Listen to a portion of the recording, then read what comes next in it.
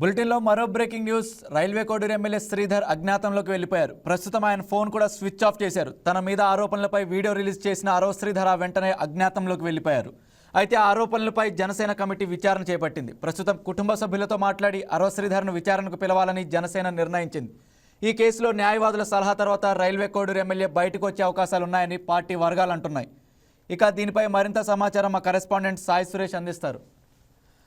సాయి సురేష్, అత్యాచార ఆరోపణలపై బాధితురాలు వీడియో రిలీజ్ చేసిన తర్వాత రైల్వే కోడూరు ఎమ్మెల్యే శ్రీధర్ అజ్ఞాతంలోకి వెళ్ళిపోయినట్లు, అలాగే ఆయన ఫోన్ కూడా స్విచ్ ఆఫ్ వస్తుంది. దీనికి సంబంధించిన లేటెస్ట్ అప్డేట్స్ మీ దగ్గర ఉంటే చెప్పండి.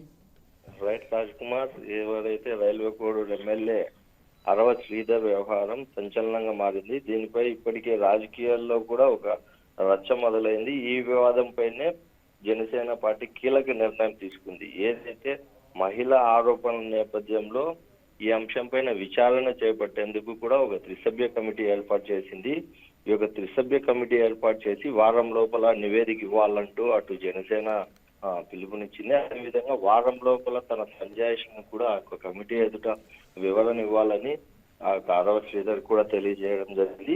ఈ నేపథ్యంలో అరవ శ్రీధర్ చూసుకున్నట్లయితే తన పైన వచ్చిందంతా డీప్ ఫేక్ వీడియోస్ అంటూ ఒక వీడియోను కూడా విడుదల చేయడం జరిగింది. అరవ శ్రీధర్ తల్లి అరవ ప్రమీల గారు చూసుకున్నట్లయితే తమ బిడ్డకి ఎటువంటి ఇదంతా తమ బిడ్డ పైన కుట్రపూరు చేస్తున్నారనే ఉద్దేశంతోనే తమ రాజకీయ పలుకుబడి అంచువేసే ధోరణిలో ఇదంతా చేస్తున్నారని తెలియజేశారు. ఈ నేపథ్యంలో ఎవరైతే అరవ శ్రీధర్ వీడియో రిలీజ్ చేసిన వెంటనే అజ్ఞాతంలోకి వెళ్ళినట్టు కూడా మనకు సమాచారం ఉంది. ఆయన ఫోన్ స్విచ్ ఆఫ్ చేసి ఎవరికి కూడా అందుబాటులో లేరు. ఈ విధంగా మనం చూసుకున్నట్లయితే అజ్ఞాతకు వెళ్ళినటువంటి అరవ శ్రీధర్ ఏదైతే జనసేన నాయకత్వం కావచ్చు, లేదంటే జనసేన పార్టీ నాయకులు పవన్ కళ్యాణ్ కావచ్చు, ఎవరైతే తమ కార్యకర్తల మీద లేదా తమ నాయకుల మీద ఏదైతే ఆరోపణలు ఉంటే ఆ ఆరోపణల మీద పార్టీ నుంచి బహిష్కరించే విధంగా చర్యలు తీసుకుంటున్నారు.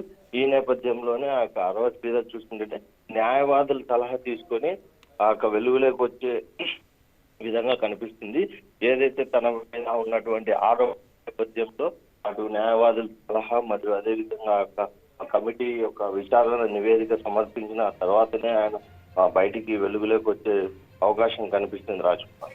ఓకే సాయి సురేష్, మీరు ఆల్రెడీ ఇప్పటికే జనసేన అధిష్టానం పార్టీ నుంచి ఆయన బహిష్కరించేందుకు చర్యలు తీసుకుంటున్నది అంటున్నారు. ఎవరైనా నేతలు ఇప్పటివరకు ఎవరైనా మాట్లాడారా జనసేన తరఫున?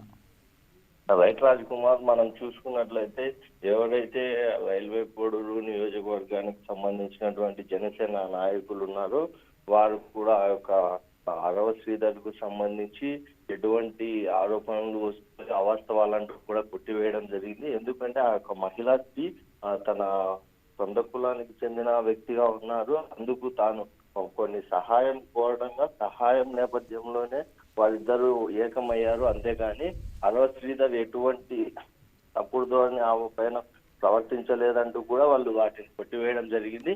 ఈ నేపథ్యంలో ఈ యొక్క త్రిసభ్య కమిటీ ఏదైతే ఉందో ఆ యొక్క విచారణ జరిపిన తర్వాత నిజాలు ఏవైతే బయటకు వస్తాయో దాని ప్రకారమే ఒక జనసేన పార్టీ నాయకులు అరవ శ్రీధర్ పైన చర్యలు తీసుకునే దానికి సిద్ధంగా ఉందని తెలియజేశారు. రాజ్ కుమార్. ఓకే, కేసులో ఇక పోలీసులు ఏమైనా మాట్లాడుతున్నారా? ప్రస్తుతానికైతే ఏదైతే బాధిత మహిళ ఇచ్చినటువంటి ఫిర్యాదు మేరకు అదే విధంగా తాను కూడా ఆ యొక్క బాధిత మహిళ కూడా 25 కోట్లు డబ్బులు డిమాండ్ చేసినట్టు ఆడియోలు కూడా కొంచెం సంచలనంగా ప్రచారం జరుగుతుంది. ఈ నేపథ్యంలో పూర్తి స్థాయిలో దర్యాప్తు చేసేంత వరకు ఎటువంటి చర్యలు తీసుకునేదానికి కూడా అవకాశం లేదనే విధంగా పోలీసులు తెలియజేస్తున్నారు. Raj Kumar. Okay Sai Suresh, thank you. Hello. Okay Sai Suresh, thank you.